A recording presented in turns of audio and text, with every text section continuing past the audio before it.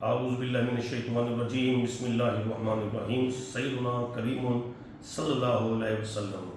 حضرت ابو انیس محمد برکت علی لدھیانوی کی کتاب مقالات حکمت جلد اول میں سے آج مقالہ نمبر 21 سے شروع کریں گے۔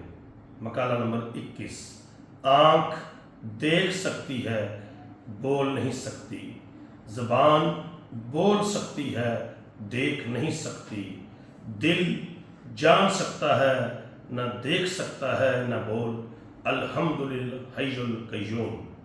مقالہ نمبر 22، حسن جب تک معصوم رہتا ہے برقرار رہتا ہے، نہ بے نور ہوتا ہے نہ بے قدر، الحمدللہ حی القیوم۔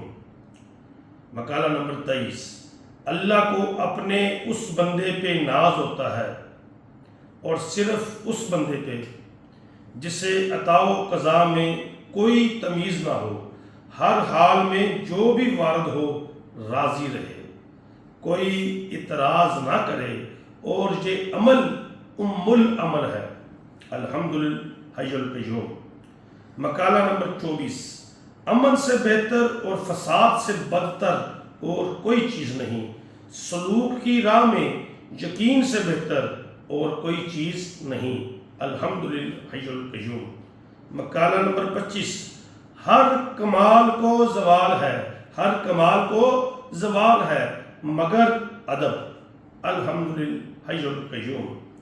مقالہ نمبر 26، علم صفات تک اور عشق ذات تک پہنچاتا ہے، علم صفات تک اور عشق ذات تک پہنچاتا ہے، الحمدللہ حی القیوم۔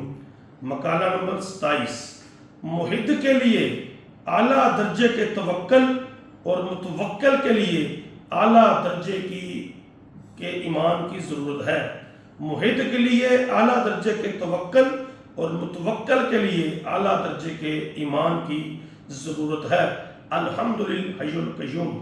مقالہ نمبر 28، متوکل وہ ہے جس کو اللہ کی ربوبیت پہ ایسا تقیہ ہو جیسا کہ بچے کو ماں پہ ہوتا ہے، الحمدللہ حی القیوم۔ مقالہ نمبر 29، متوکلین کے لیے نہ وطن ہے نہ جائیداد نہ گھر، نہ زر صبح کی تو شام کا اور شام کی تو صبح کا، نہ ذخیرہ ہو نہ فکر اور نہ ہی زندگی کی کوئی امید، متوکلین پرندوں کی طرح صبح بھوکے اٹھتے اور شام کو سیر ہو کر واپس لوٹا کرتے ہیں، الحمدللہ حی القیوم۔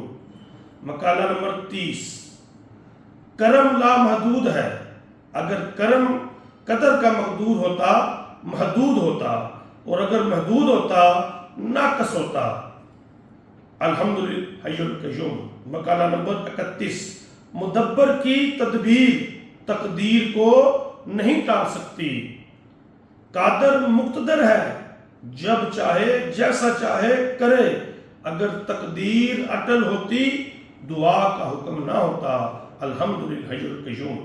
مقالہ نمبر 32، جس طرح ہر کسان اپنی بوئی ہوئی فصل میں سے فصل کے سوا ہر دیگر خودرو گھاس کو جڑ سے اکھاڑ کر پھینک دیا کرتا ہے، اسی طرح ہر سالک ہر فضول کام اور کلام کو اپنی سلوک کی منزل سے نکال باہر پھینکتا ہے، اگرچہ فصل کے علاوہ اگی ہوئی رنگا رنگ کی بوٹیاں کھیت کی زینت دوبالا کیے ہوتی ہیں، لیکن کسان کو پتہ ہوتا ہے کہ یہ بوٹیاں اس کے کسی بھی کام کی نہیں، فضول کھیت کی طاقت کھا رہی ہیں، لہذا وہ ان سب کو اکھاڑ پھینکتا ہے، الحمدللہ حی القیوم۔ مقالہ نمبر 33، فرنگی کی فکر کا حاصل، فرنگی کی فکر کا حاصل عجائب ایجادات، اور تیری فکر کا حاصل بحث نفاق اور غم، الحمدللہ حی القیوم۔ مقالہ نمبر 34، فرنگی نے خیال سے حاصل کیا، فرنگی نے خیال سے حاصل کیا اور تجھے قرآن سے بھی حاصل نہ ہوا، الحمدللہ حی القیوم۔ مقالہ نمبر 35، فرنگی کے فکر کے فیض سے دنیا فیض یاب اور تیری فکر نے ملت کے شیرازے بکھیر دیے۔ فرنگی کی فکر کے فیض سے دنیا فیض یاب اور تیری فکر نے ملت کے شیرازے بکھیر دیے۔ الحمدللہ حی القیوم۔ جی ناظرین، امید کروں گا کہ آپ کو قسط نمبر 2 بھی پسند آئے گی، ضرور سنیں گے اور دوسروں تک پہنچائیں گے۔ السلام علیکم یا حی یا قیوم۔